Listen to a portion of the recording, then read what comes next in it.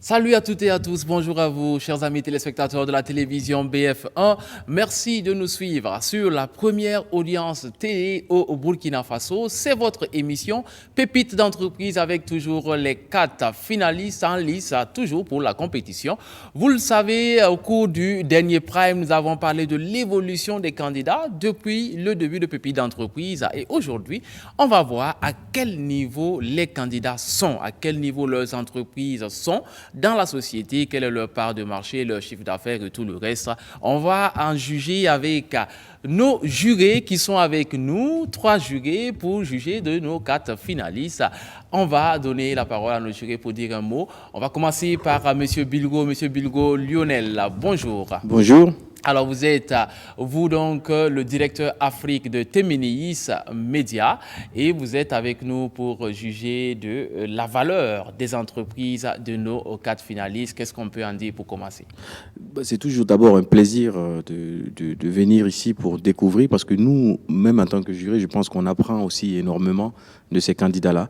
Ce que je peux dire aujourd'hui, c'est qu'on attend vraiment de voir l'évolution, en fait, l'état actuel de leur entreprise, au niveau de la taille, leur impact social autour de leur environnement. Et j'espère vraiment que ces candidats vont nous servir quelque chose. Quel que soit le jugement qu'on va donner, de toute façon, ça sera un jugement factuel du moment. Et c'est certain qu'on n'a pas le temps autour d'une émission de saisir en fait l'intégralité de l'environnement des entreprises. Mais en tout cas, je pense que si ces personnes sont en finale, c'est qu'elles ont du mérite. D'accord. Voilà qui est très bien dit. Je rappelle juste que les notations que vous allez faire aujourd'hui vont compter donc pour la délibération lors de la finale très prochainement que vous suivrez en direct sur les antennes de BF1. Nous avons également comme juré aujourd'hui avec nous Monsieur Luigi Giglio. Vous êtes promoteur de LGA Consulting. Bonjour. Bonjour Herman. Alors comment est-ce que vous allez? Oui, aujourd'hui on attend avec impatience les candidats. D'accord. Et vous vous attendez à quoi de leur part aujourd'hui? Bon, vu le dernier Prime, bon, on espère avoir de bons chiffres, de bonnes nouvelles, et on va poser beaucoup de questions pour savoir le vrai état de leur société. D'accord, formidable. Alors, elle est en faso d'Anfani, elle est superbement bien habillée. C'est la présidente du jury, Dr Kobe Andé, promotrice de Sofa Kobe, cette innovante entreprise qui fait notre fierté, car c'est la seule, c'est la première entreprise du genre dans la sous-région qui fait dans le coton hydrophile. Alors, vous êtes là aujourd'hui avec les 4 finalistes et vous vous attendez à quoi de leur part? Dites-nous. Monsieur Herman, merci, bonjour et ravi de vous voir. Et encore dire merci pour toutes ces fleurs que vous me jetez. Merci grandement. Et il faut dire que quand on parle d'évolution, parce qu'au dernier Prime, on a eu à les juger sur l'évolution de leur entreprise, forcément, quand on parle d'évolution, il faut parler de comment l'entreprise a grandi en fonction, pour la taille et les employés et les chiffres d'affaires.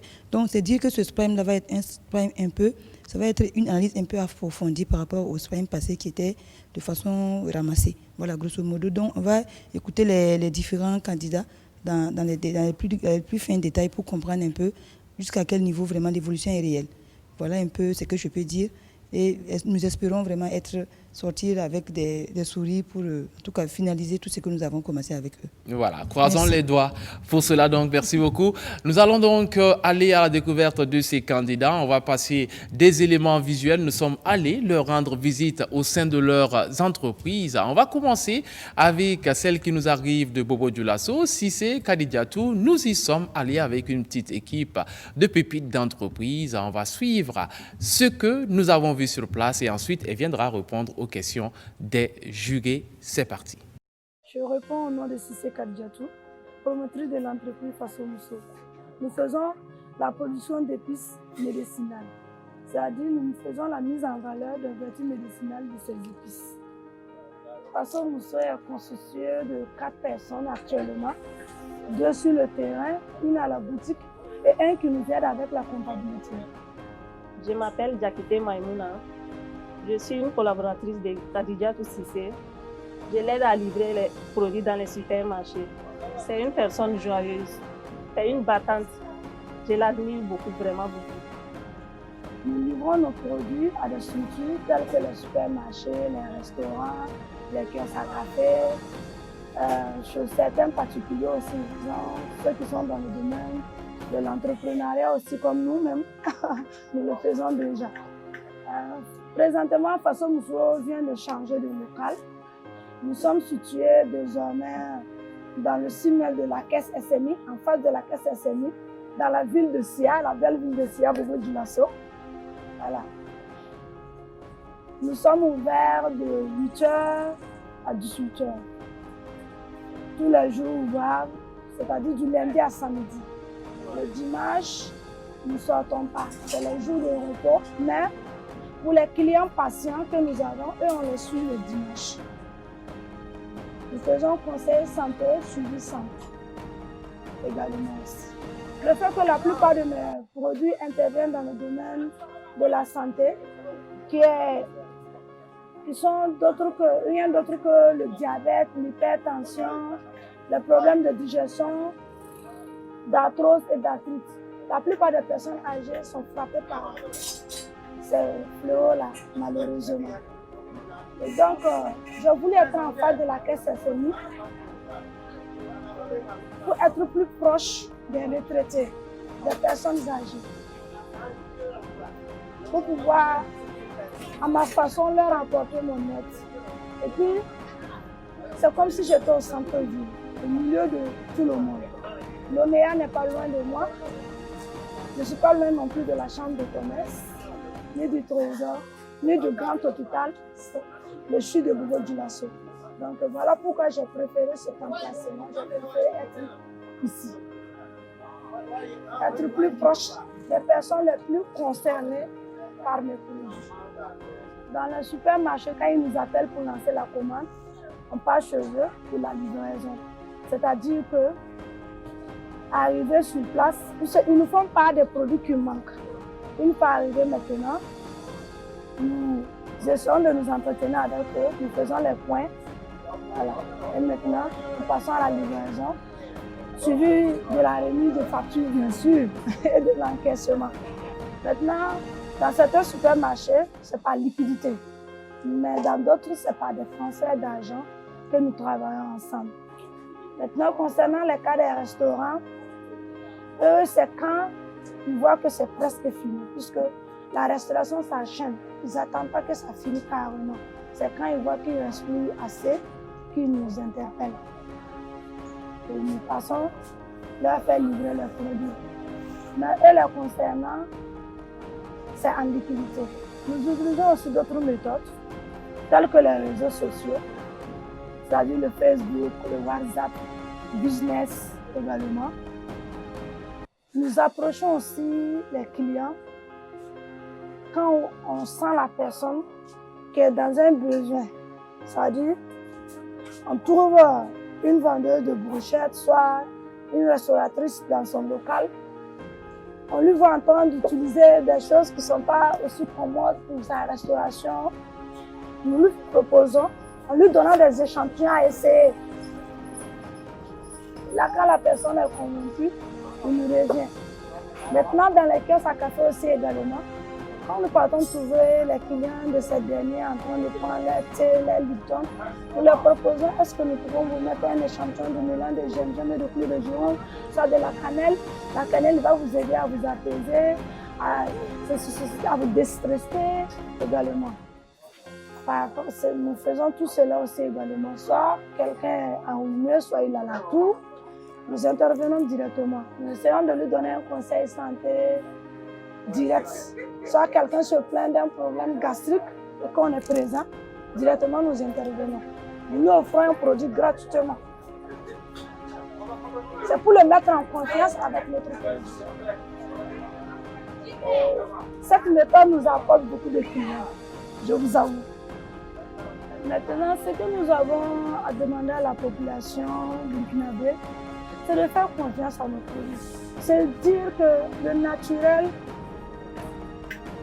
n'est pas quelque chose.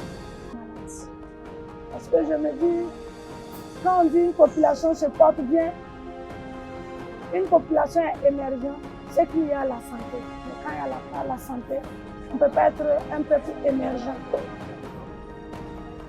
Donc je pense que nous devons revenir sur ces valeurs anciennes, être encore dans la nature. consommer du naturel, consommer du bio. Nous soyons directement dans l'alimentation, en prenant soin de nous, en faisant attention à ce que nous consommons.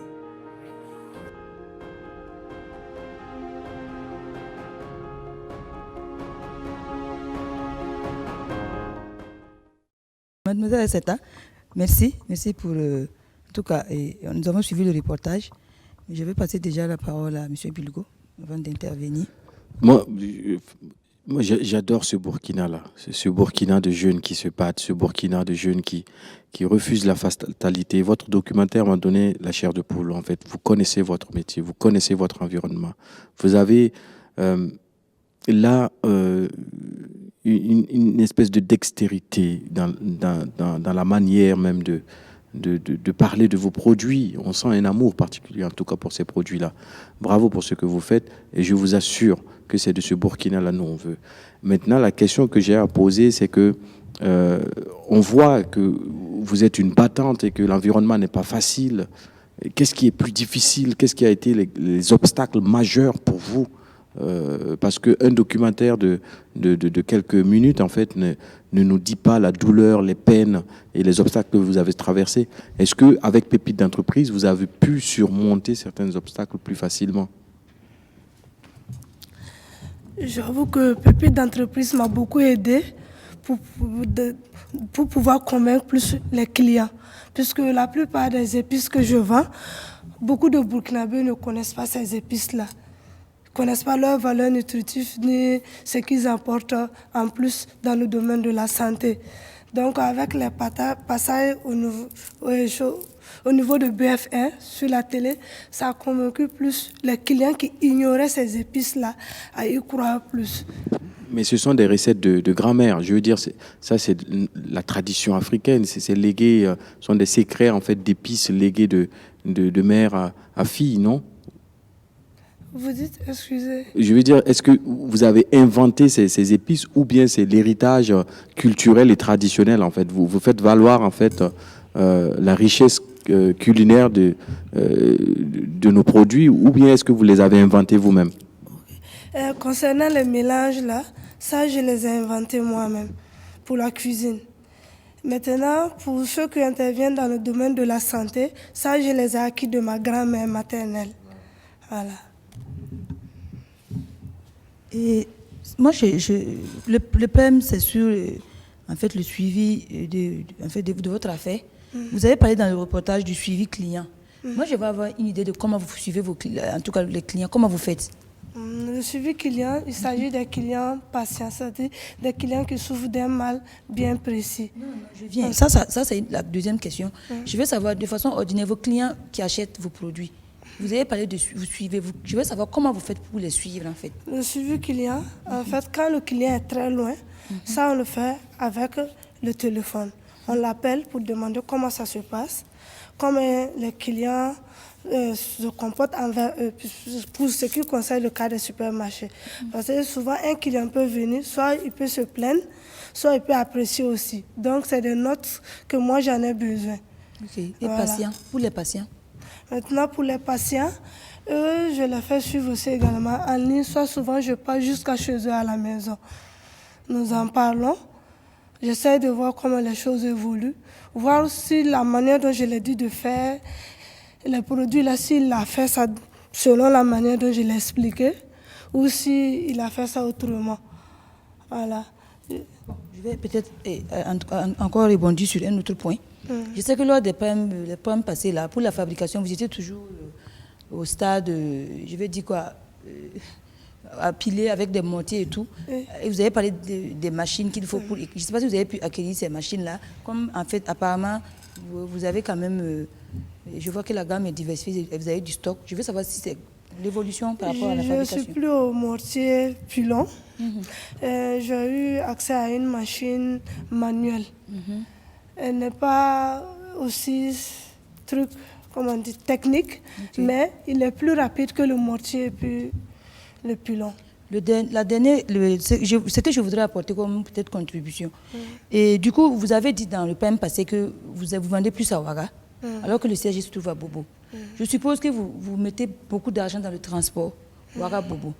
Est-ce que ce n'est pas préférable de délocaliser le siège, de l'amener là où il y a plus la clientèle? Ça vous permettra certainement d'économiser. Parce que si, là où se trouve le plus fort potentiel, si vous ne concentrez pas vos énergies là-bas, vous allez disperser vos énergies dans le transport en fait. Donc essayez, bon, c'est une proposition, c'est une contribution. Okay. Essayez de voir si ce n'est pas mieux pour vous de délocaliser le siège à Ouaga et peut-être laisser une petite annexe à Bobo. En ce moment, vous fabriquez sur place et de Ouaga, maintenant vous dispatchez. Comme vous dites que c'est votre plus grande clientèle à Ouaga, c'est une suggestion. Voilà, merci. Merci, monsieur Lydie. Je vous en remercie. Voilà, bon, moi, c'est plus des questions un peu plus structurelles.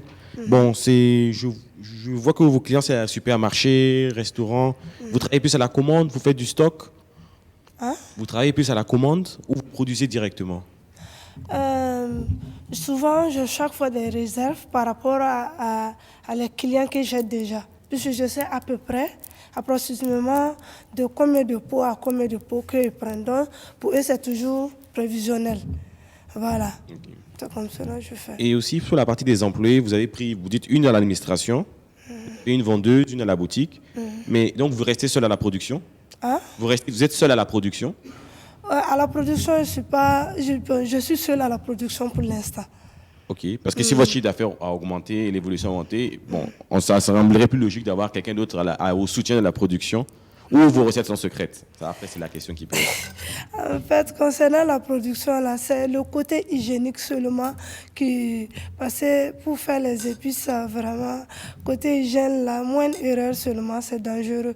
Donc, pour avoir une personne adéquate, c'est ça qui me fatigue pour l'instant. Ok, merci. Tu ne peux pas laisser ça passer en fait.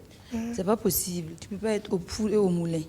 Tu ne peux pas vouloir sortir, tourner, vendre, faire le commercial, faire les suivis, passer un client et produire toi-même. Ça, c'est pas du tout possible. Et si tu as un déplacement, par exemple, tu es à Ouaga et si tu es en rupture à Bobo, comment on fait ça? Comment on gère la fabrication? Donc, juste pour te dire que ce que M. Ligui a dit, il faut vraiment prendre ça en compte. Essayez de former. Nul n'est irremplaçable. On peut former, la personne peut y arriver. Essayez de voir le profil et vraiment mettre le paquet, deux personnes ou une personne pour au moins faire la fabrication. Ça va permettre de te dégager, de te concentrer ailleurs. Okay. Voilà, c'est des suggestions, donc bon. Okay. Je suis en train d'y travailler là-dessus. Et puis, moi je rêve que Faso Mousso, dans quelques années, soit la référence en termes d'épices, etc. Vous voyez, il faut vraiment voir grand. Et pour rêver et voir grand, il faut effectivement être très bien organisé, comme elle l'a dit, effectivement. Vous ne pouvez pas être seul à tout faire. Beaucoup d'entreprises n'évoluent pas parce que les personnes qui portent ces entreprises-là veulent tout contrôler, tout faire elles-mêmes et elles se pensent irremplaçables. Si vous êtes malade, c'est sûr qu'il n'y aura pas de production. Merci beaucoup. Merci. Bonne chance à toi. Merci. Merci. Voilà donc, chers téléspectateurs, nous étions avec Cissé Kadidiatou qui nous venait de Bobo Dioulasso pour nous parler de son projet Faso Mousso. Vous l'avez constaté, un projet qui a bien grandi. On va poursuivre dans cette aventure. Je vous rappelle que nous sommes avec les 4 finalistes de Pépites d'entreprise et les jurés sont là pour juger de la taille, de l'ampleur, de la vigueur de leur entreprise. À présent, accueillons Youssouf Traoré pour nous parler de Mr. Écolo, mais avant, suivons le tour qu'on a fait dans son entreprise.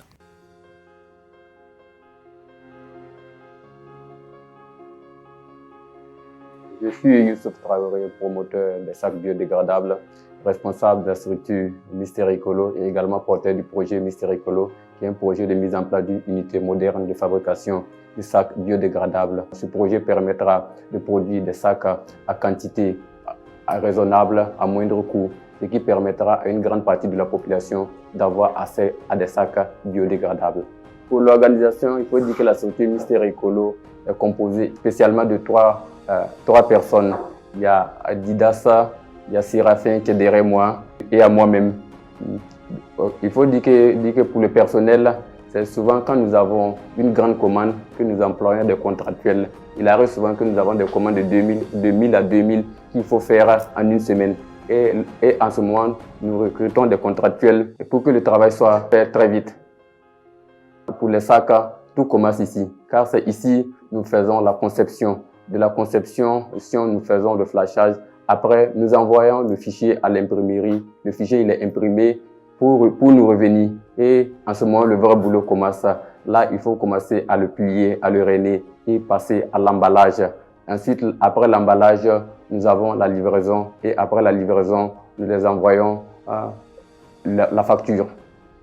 Pour la clientèle, il faut dire que nous avons particulièrement deux méthodes. Nous avons la page Facebook sur laquelle certains clients peuvent lancer directement leurs commandes. Et à l'issue de ça, soit nous les présentons un numérique, soit un BAT. Et après le BAT, ils peuvent lancer leurs commandes. Nous avons aussi quelques agents marketeurs que nous employons comme contractuels qui se promènent chaque jour dans la ville pour essayer d'amener les structures qui hésitent encore, les convaincre de l'utilité d'utiliser des sacs biodégradables et de vendre leur image par nos sacs biodégradables. Je pense que non, c'est un processus qui marche plutôt bien chez nous, car de ça, tous les jours, nous avons des commandes. Donc, j'en profite pour tirer mon chapeau à nos agents marketeurs également qui sont sur le terrain. L'entreprise Mister Ecolo, au jour d'aujourd'hui, se porte super bien.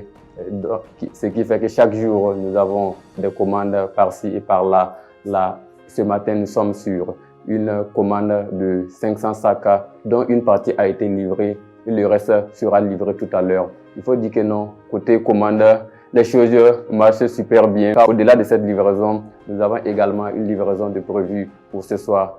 Côté chiffre d'affaires, il faut dire aussi que depuis pas mal de temps, depuis le début de l'émission précisément, les choses commencent à bouger vraiment.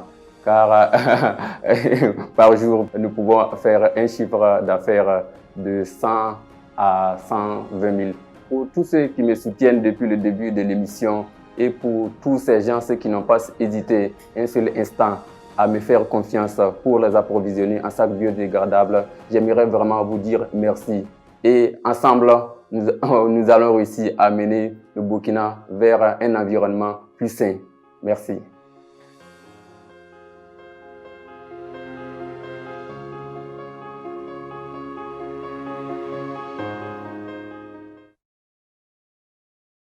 Bonjour. Bonjour madame. Nous avons suivi le reportage et bravo. Merci. Voilà. Et avant d'intervenir, je vais peut-être passer la parole à M. Ligui, s'il a des... Bon, bonjour. Donc, moi, c'est toujours des questions un peu plus pratiques. Quel genre de machine vous avez acheté? L'utilisation de ces machines, c'est des imprimantes, c'est des machines qui plient? Pour le moment, c'est des imprimantes et puis également une machine pour le rainage, puisque le rainage est très important pour la fabrication des sacs biodégradables, car le rainage donne la forme finale au sac. Donc, c'est essentiellement ces machines. Donc, vous faites tout en interne, vous n'externalisez rien? Les sérieux, c'est souvent les grandes impressions. Okay. Pour certaines commandes d'une certaine importance, là, nous envoyons le fichier imprimé et le fichier, il nous revient pour le travail final. Vous avez combien de typologies de sacs que vous faites? Nous avons environ une quinzaine de types de sacs. Ok. Et vous pouvez nous dire en moyenne combien vous faites de sacs par semaine? Par semaine, notre production varie entre 1000 et 1500. Merci. Je venais sur... J'avais une ambiguïté. Oui. Vous avez dit que vous avez 2 permanents plus vous. Oui. C'est ça, à la boutique? Oui. Et ensuite, vous m'avez parlé de marketeurs. Oui. Des commerciaux plutôt. Ça, c'est Voilà. Je veux comprendre, en fait, les commerciaux, ils sont dans quelle catégorie? Des non-permanents ou des... Les commerciaux, les commerciaux, c'est plutôt des contractuels. Ok. Des contractuels que nous employons souvent comme commerciaux. Et ces gens-là également, nous les formons à l'emballage. Donc souvent, quand nous avons de grandes commandes, ces mêmes contractuels qui nous servent d'agents marketeurs, nous les rappelons pour emballer les sacs. Un peu, agent marketeur, comment je veux savoir, quand on dit contractuel, c'est pour à l'instant, pour une situation donnée. Oui. Mais là, un commercial contractuel, comment vous gérez ça? Non, nous pouvons les prendre souvent pour 2 semaines comme ça, donc nous les payons par jour. Donc, durant ces 2 semaines, ils se promènent dans la ville pour amener plus de structures à lancer des commandes de sacs biodégradables. Et après ça, nous essayons de faire un bilan, voir l'impact réel d'abord. Ok. Donc, après ça, souvent nous les libérons. Et quand nous avons des commandes, nous les rappelons pour nous aider à emballer les sacs et nous les payons en fonction de leur jour de travail. En fonction des... Monsieur Ligui, vous avez posé une question par rapport à la cadence de fabrication par semaine. On peut avoir une idée, depuis le moment où vous avez acquis les machines dont vous avez parlé là, est-ce que vous pouvez nous faire peut-être une analyse, un rapport de combien de pourcents vous êtes allé de temps d'un point A à un point B? Je peux dire que non. Avec les machines, au départ, les sacs, la fabrication, ça nous prenait tellement de temps. À titre d'exemple, souvent pour fabriquer 200 sacs, ça peut nous prendre 2-3 jours. Mais actuellement, par semaine, nous tournons autour de 1000, voire 1500. D'accord, ça veut dire que vous faites les 200 sacs peut-être en une journée ou bien une demi-journée? En une journée maxi. Merci bien, monsieur Traoré. Okay. Merci, madame. Bonne chance à vous. Merci.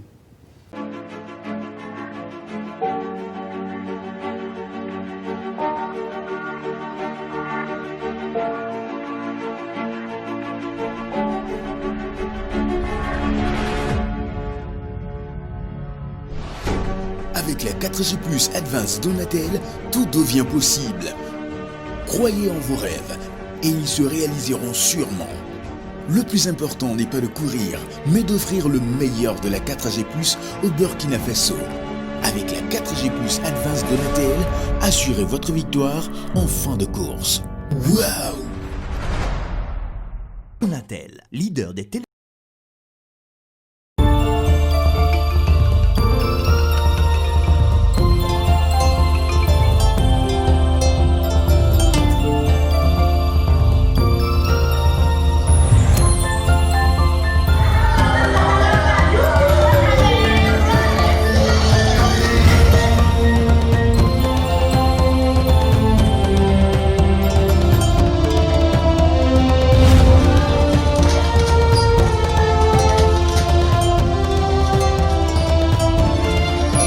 Coris Banque Internationale, le plaisir de vous offrir le bonheur autrement.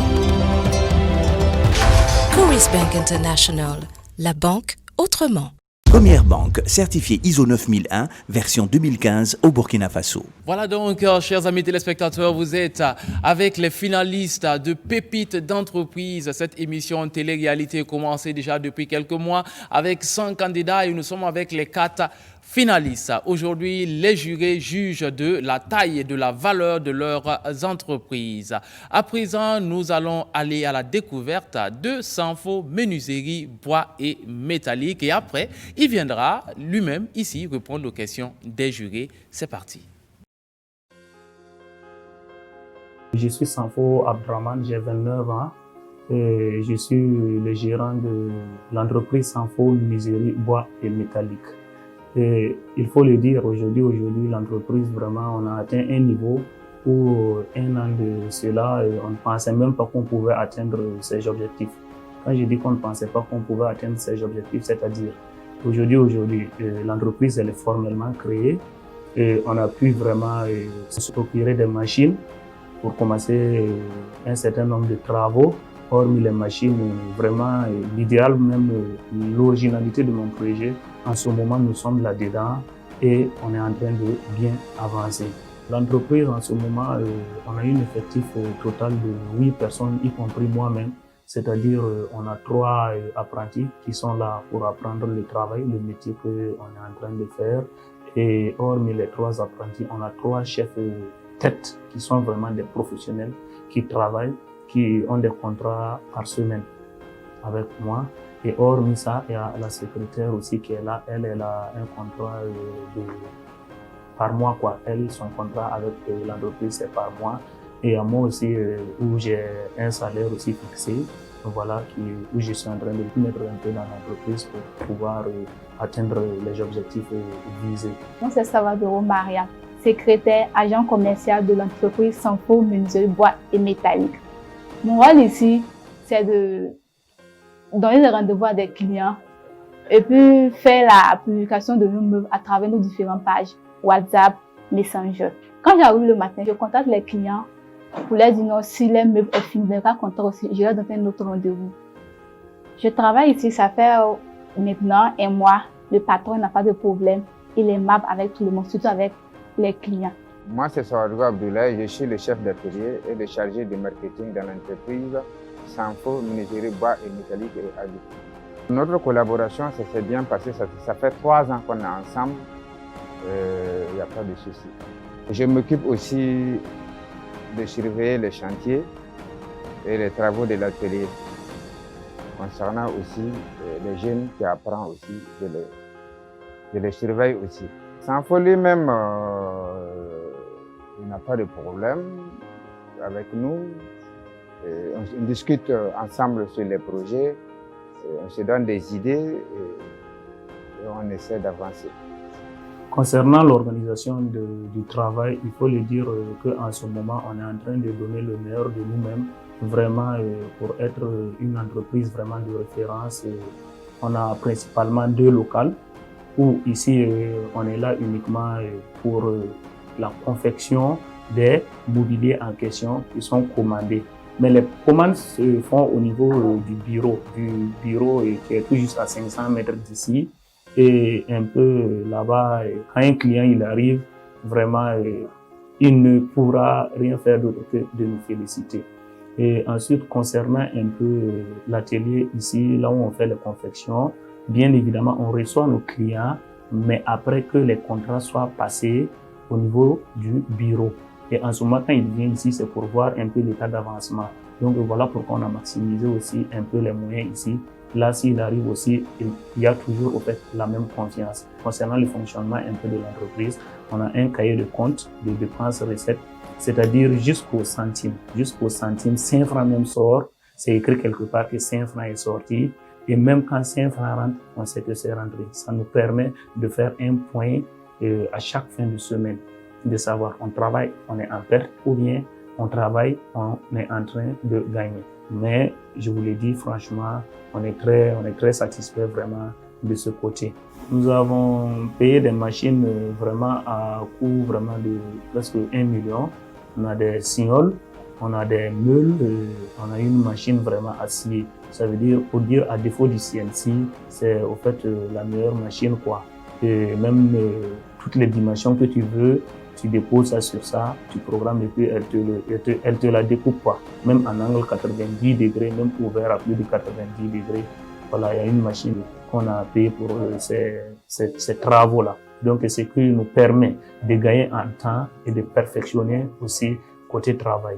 Bon, mon souhait est qu'il donne le meilleur de lui-même et qu'il remporte le premier prix afin qu'on puisse savoir que nous aussi, nous avançons dans une bonne direction. Il faut le dire, côté travail et de menuiserie, tout ce qui consiste des mobiliers bois, et des mobiliers métalliques ou des mobiliers alu, il faut dire que pour la référence, vous ne trouverez pas mieux que Sanfo Menuiserie Bois et Métallique.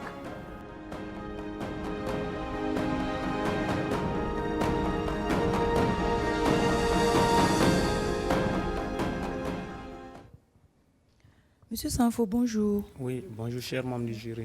Nous avons suivi votre reportage. Et c'est que moi, je voudrais peut-être apporter comme contribution et ensuite demander des éclaircissements par rapport à vos propos. C'est déjà... Parce que depuis le programme passé, vous avez noté que vous avez 8 personnels. 8, c'est ça? Si je ne me trompe pas. Oui. Vous pensez que les apprentis font partie du personnel? Vous avez dit 3 apprentis. Déjà, un apprenti là, c'est un stagiaire. Il est libre de partir comme il est libre de rester. Vous n'avez pas... C'est pas quelqu'un que vous avez engagé. La personne est là pour apprendre. Donc, on ne peut pas considérer un stagiaire comme faisant partie des personnels permanents. Voilà. Déjà, et aussi, vous avez parlé de de 3 chefs, c'est ça? Oui. Chefs fabricants, je pense, comment on les appelle? Chefs d'atelier. Chefs d'atelier. Et vous avez des contrats par semaine. Je n'ai pas compris ça. Ok, c'est-à-dire un peu, quand on dit contrat par semaine, eux, leur paiement n'est pas à la fin du mois, mais à la fin de chaque semaine. Ok. Voilà, pour un test de 3 mois, si c'est bon, on va maintenant leur introduire au niveau de la secrétaire qui sera de chaque mois.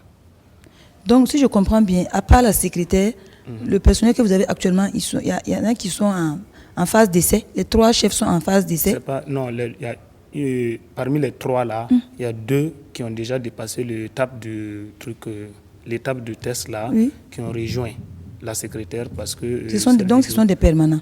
Oui, ils sont là. Ils n'ont pas. Ça veut dire, c'est comme je l'ai dit, c'est mon projet et c'est à moi de convaincre les gens qu'ils soient là. Ça veut dire selon les modalités de paiement. Je ne sais pas si je me fais bien comprendre.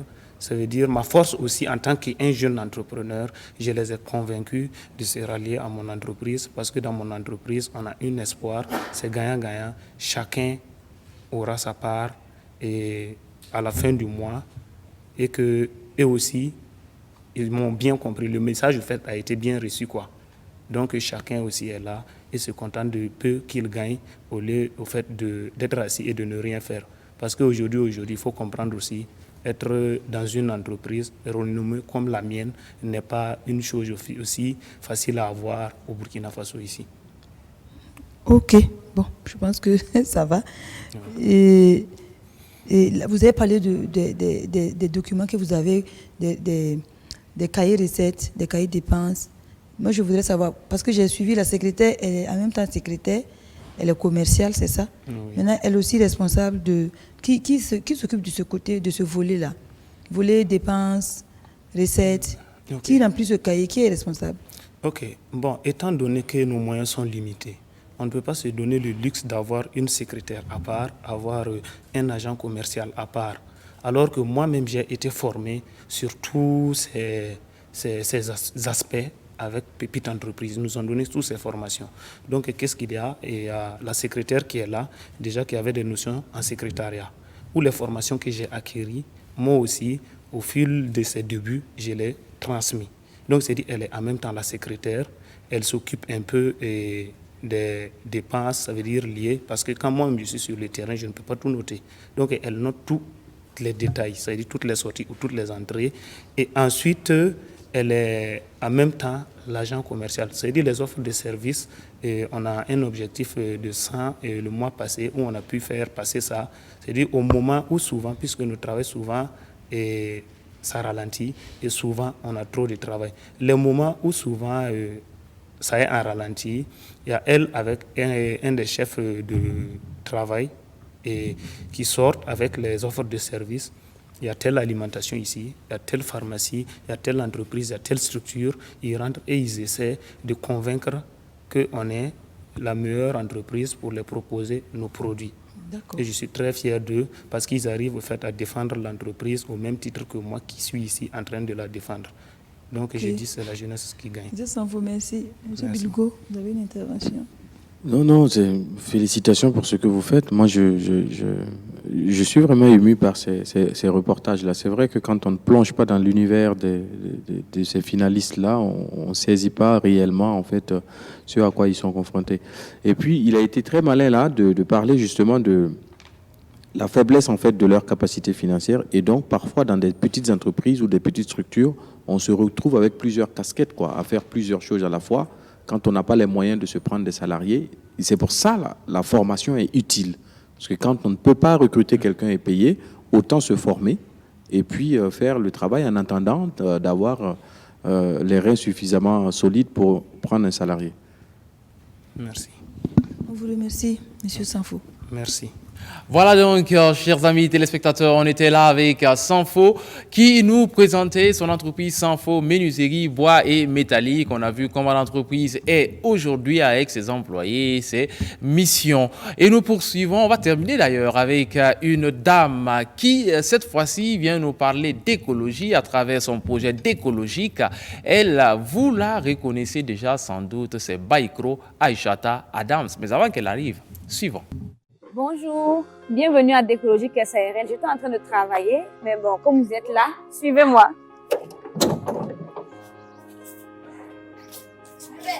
Alors, ici, c'est l'unité de lavage. Nous avons environ 5 laveuses ici. C'est l'unité de lavage de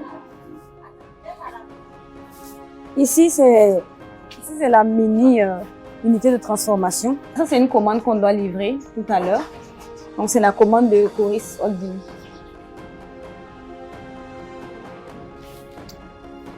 Voici mon bureau là.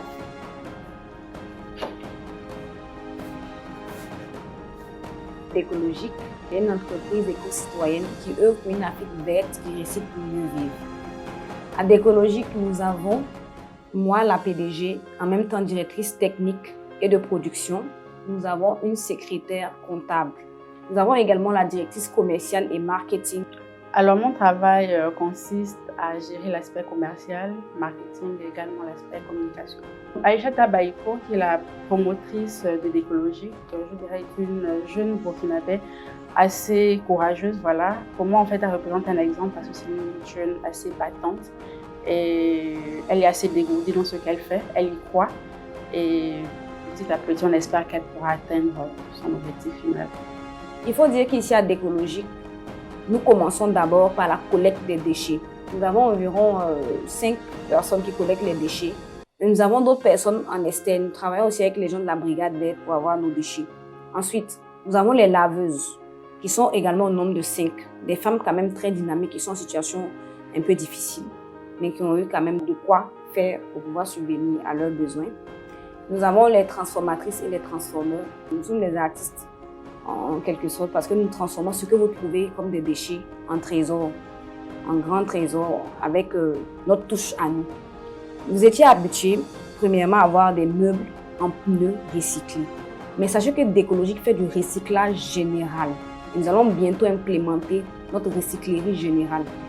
Le siège est en train d'être finalisé. À Décologique, nous avons la confection de meubles avec les pneus, avec les jantes, avec les palettes, avec les barriques. Nous avons également des pots de culture hors sol avec les pneus, avec les palettes, avec les vases usés, avec plein de choses. Nous avons la valorisation et la réutilisation des boîtes de conserve, des boîtes usées. Nous avons également la transformation des pailles, des gobelets jetables, des cuillères jetables, des fourchettes jetables, tout ce qui est jetable.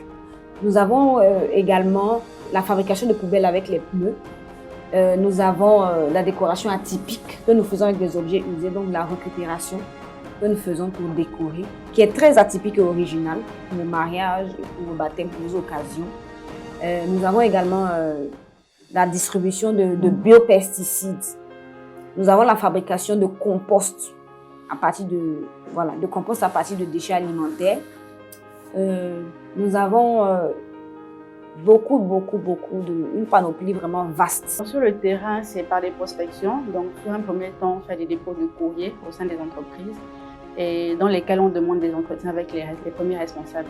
Et à partir de là, pendant les échanges, on les propose nos produits et à leur niveau, s'ils sont intéressés, ils les achètent.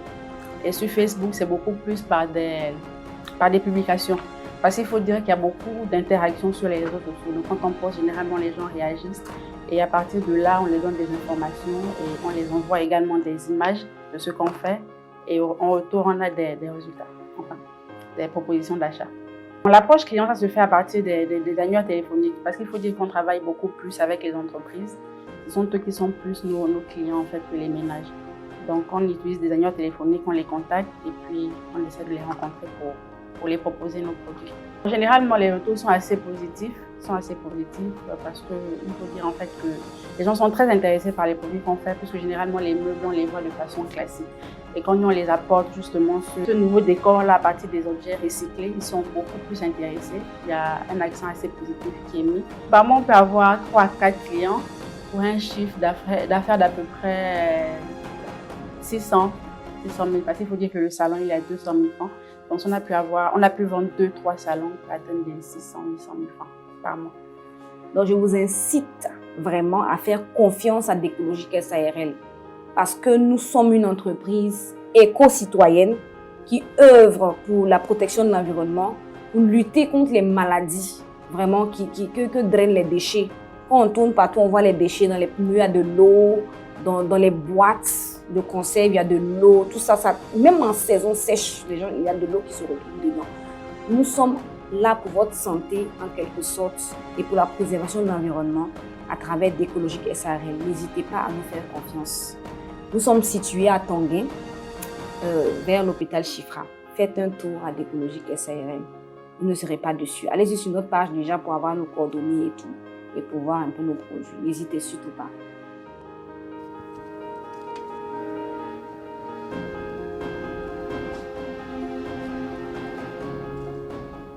Mademoiselle Baïko, bonjour. Oui, bonjour madame. Nous avons suivi votre reportage. En tout cas, je vais peut-être passer la parole à M. Ligué avant d'intervenir. Voilà, bon, je vois qu'il y a beaucoup d'employés, donc il y a déjà un impact social qui est assez fort. Maintenant, vu les chiffres, je pense que la rentabilité est un peu juste pour le moment. Maintenant, ce qui n'est pas une mauvaise chose, parce que toute entreprise qui démarre, chez moi, je rappelle toujours aux entrepreneurs qu'une année en positif, c'est très rare de la faire là tout de suite. Mais c'est pour comprendre avec vous, vous pensez aller à break-even dans combien de temps? Break-even, c'est-à-dire quand est-ce que vous commencez à pouvoir vivre de votre activité? Nous pensons que dès le début, on a commencé déjà à vivre de notre activité. Okay. Parce qu'on a durant ce mois et le mois passé, on a eu des marchés. Surtout ce mois de septembre a été très bon parce qu'on a pu implémenter les écolos poubelles, 24 écolos poubelles. On a également livré un salon. Et on a d'autres petites activités pendant la saison pluvieuse qu'on a eu à faire, comme la vente du compost, des terreaux et puis des pots de fleurs qui nous ont rapporté. Donc, on commence à vivre de notre activité. Mais les débuts ont été très difficiles, on s'est beaucoup sacrifié. Mais c'est en train de payer maintenant. J'avais aussi une question sur le siège. Étant donné que c'est une activité qui parle de décoration, de visibilité de showroom, pourquoi un quartier éloigné et pas quelque chose en ville? C'est pour question de moyens. Parce que Tanguin, c'est quand même un peu la ville.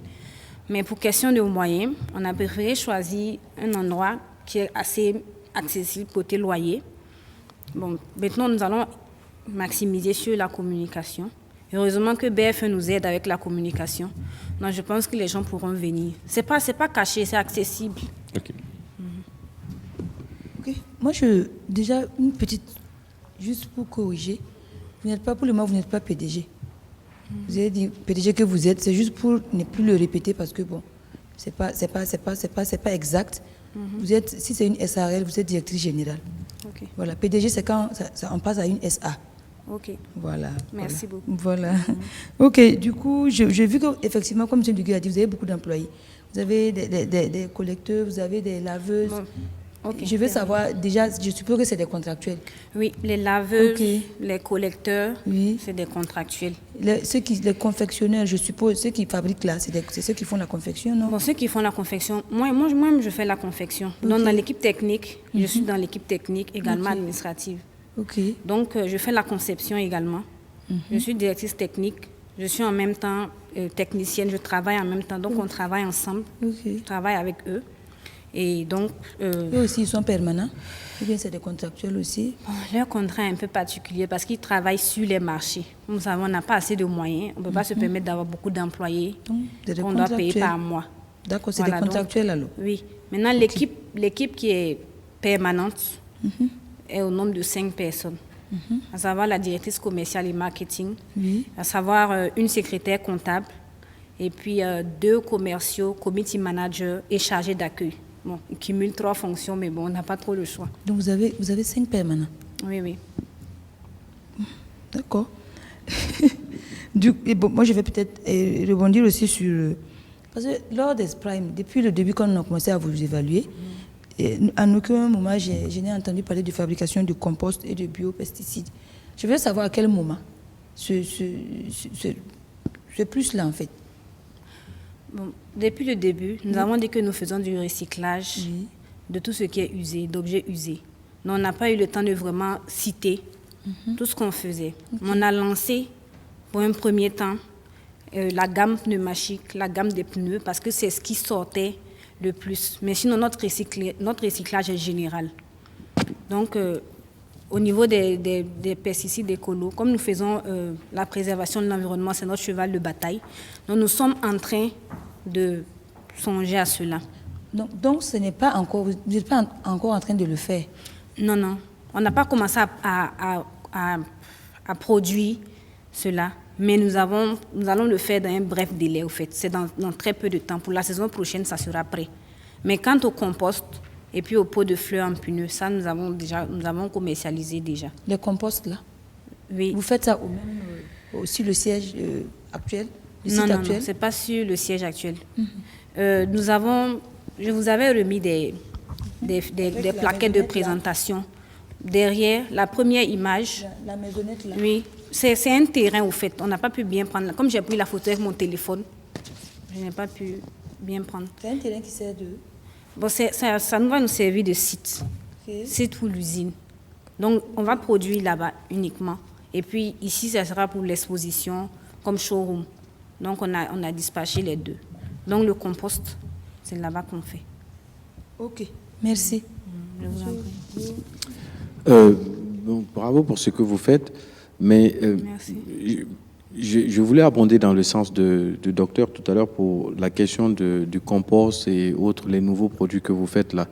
Si vous ne les faites pas, il ne faut pas les citer. Hein. Si vous n'avez pas la compétence de le faire, et si ce n'est pas existant, ce n'est pas la peine de le citer parce que vous allez vous décrédibiliser le jour où quelqu'un va vous appeler pour vous demander ça et que vous allez chercher ailleurs pour le livrer, etc. Donc, tant que vous n'avez pas démarré une des compétences, vous n'avez pas mis en application en phase opérationnelle, mieux vaut... Le compost, c'est déjà...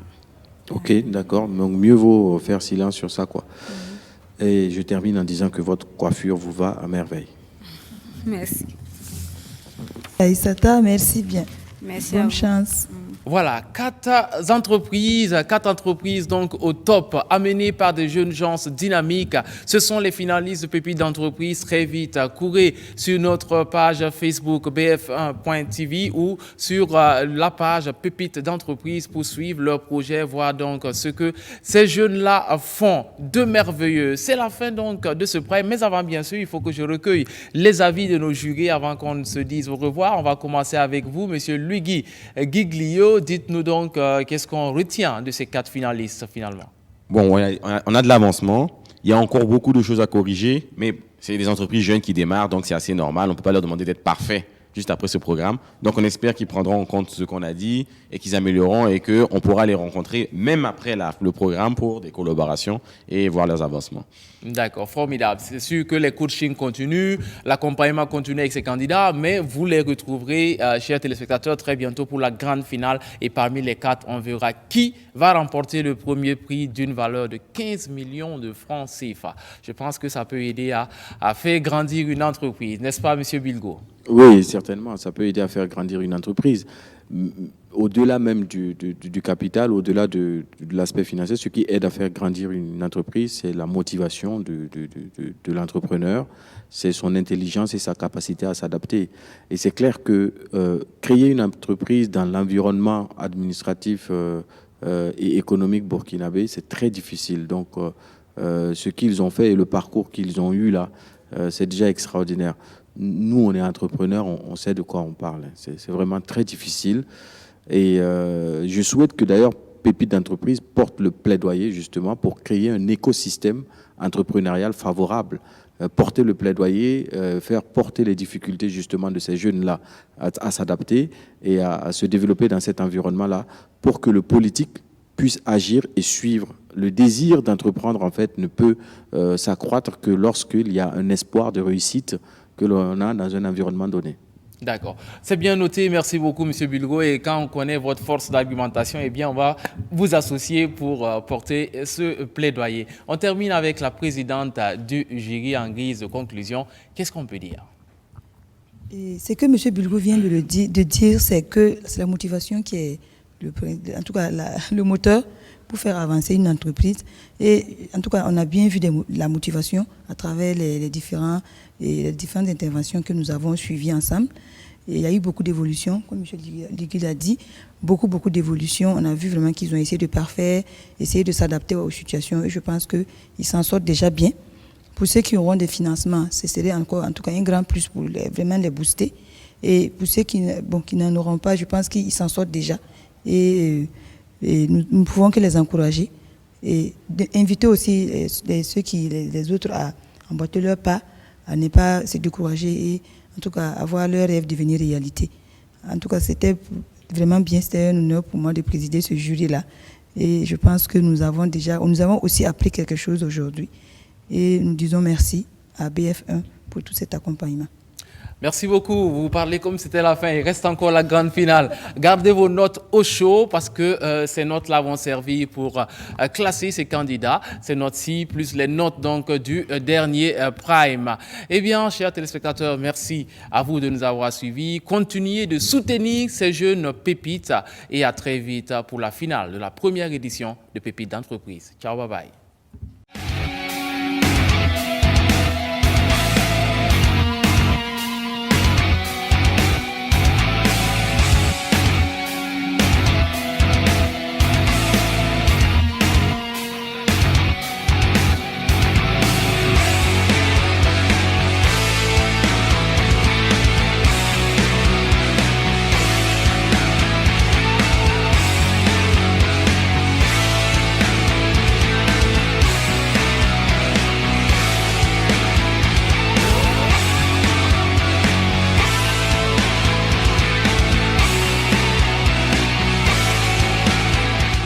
Au début, c'était vraiment difficile. On se sentait seul, incompris, parfois désespéré. Mais ça, c'était avant. Depuis que je l'ai rencontrée, elle, tout a changé. Avec elle, mes ambitions se concrétisent. Le rêve est permis. Depuis entre nous,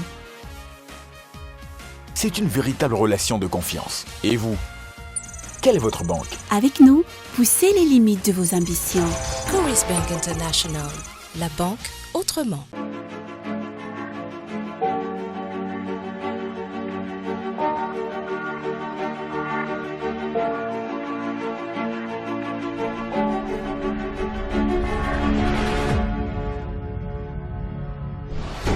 Avec la 4G+ Advanced Donatel, tout devient possible. Croyez en vos rêves et ils se réaliseront sûrement. Le plus important n'est pas de courir, mais d'offrir le meilleur de la 4G+ au Burkina Faso. Avec la 4G+ Advanced Donatel, assurez votre victoire en fin de course. Waouh! Donatel, leader des télé